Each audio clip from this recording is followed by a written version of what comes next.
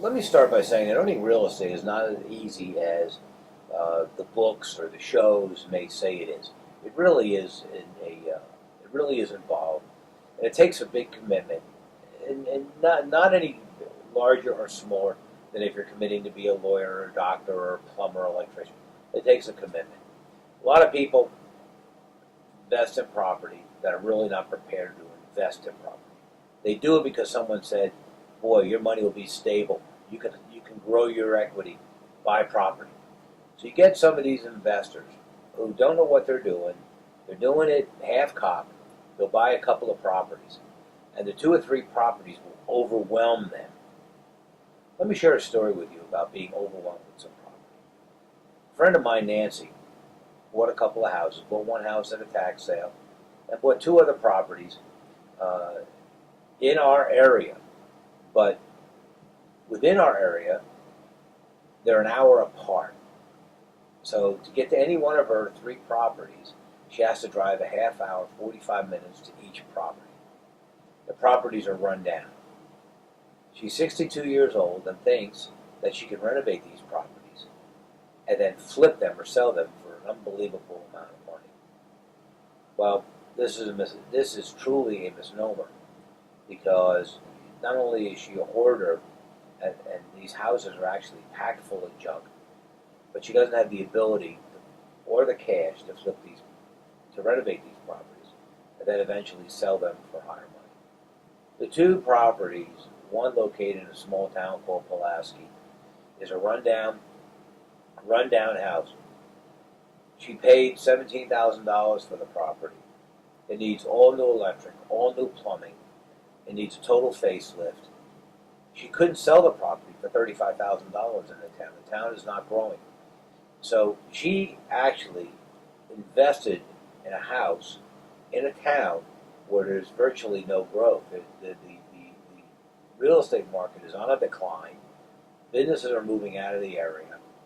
People are not going to have a lot of money to buy a house, pay a premium for a house. The other thing about that particular house, too, is architecturally, it's just a dog. There's no nice features about it. Sometimes when you buy a house, to either own, rent, or flip, you're going to buy a house that's got some cool stuff in it. Nice porch, tip ceiling, garage, basement. You want something cool about it that is a selling feature, either selling it, renting it, flipping it.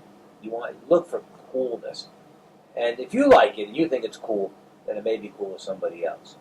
So she's got a dog there. We left there that day from Pulaski, and we drove to a small area that she has a house, and it's in a town called Bedford. And it was an hour and a half by the time we got there. There's a rundown little house. A tree fell right through the living room of the house. She paid about $15,000 for the house and the land, about an acre of land. It hasn't been mowed or taken care of in a couple of years, so we had to just walk through the thicket to get to the property, only to see this tree in the middle of the living room. She thinks the property is worth $40,000. Honestly, I wouldn't go over $5,000 for the house. So I have these friends. I want to invest in some property, want to buy some land, and their credit isn't that good. They have a good job. One of them has got a real good job. The other gets some SSI money. So we can get a little bit more money for the property than average. My friend Nancy can maybe make a little bit of money. She's going to have to finance it.